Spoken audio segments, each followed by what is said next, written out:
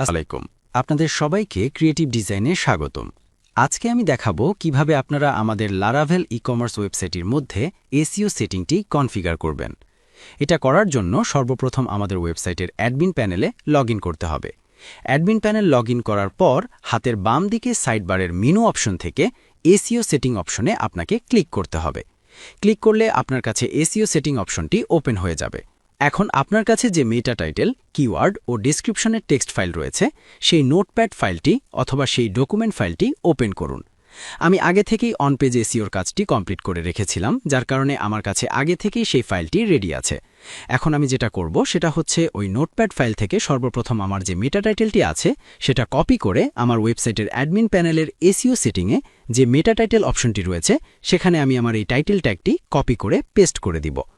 এরপর আমি একইভাবে আমার নোটপ্যাডে থাকা মেটা ডেসক্রিপশনের যে টেক্সটটা রয়েছে সেটা কপি করে আবার ওই এসইও সেটিং অপশনে গিয়ে যেখানে মেটা ডেসক্রিপশন অপশন রয়েছে সেখানে আগেরগুলো ডিলিট করে দিব এবং এই নতুন মেটা ডেসক্রিপশন টেক্সটটি আমি পেস্ট করে দিব।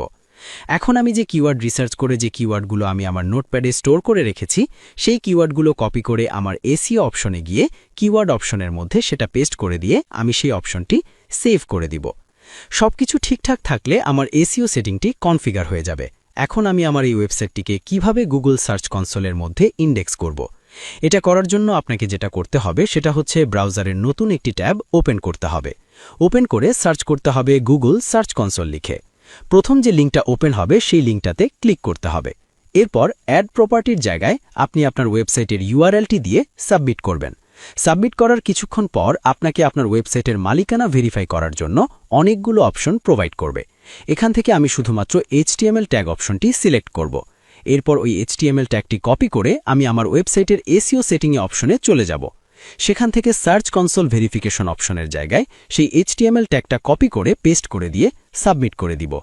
এরপর আমরা আবার চলে যাব গুগল সার্চ কনসোল পেজে, যেখানে অলরেডি সাইটটা অ্যাড করার জন্য আমরা রিকোয়েস্ট দিয়েছিলাম।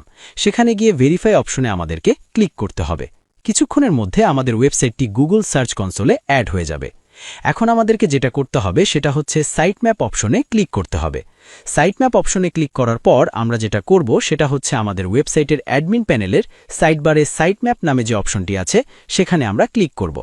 ক্লিক করে নতুন একটি সাইট ম্যাপ জেনারেট করে নিব এবং সেই সাইট ম্যাপ ভিউ করে এসে সাইট ম্যাপটার লিঙ্ক কপি করব। এরপর আমরা আমাদের গুগল সার্চ কনসোল প্যানেলে সেটা বসিয়ে দিব।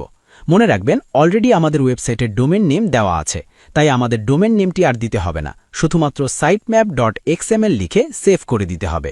সেভ হয়ে গেলে আমাদেরকে আর কিছু করতে হবে না, আমাদের এই কাজটি হয়ে গিয়েছে। কিছুক্ষণের মধ্যে সাইট ম্যাপটি গুগল সার্চ কনসোলে ইন্ডেক্স হয়ে যাবে। আজকে এ পর্যন্তই। ধন্যবাদ। আসসালামু আলাইকুম।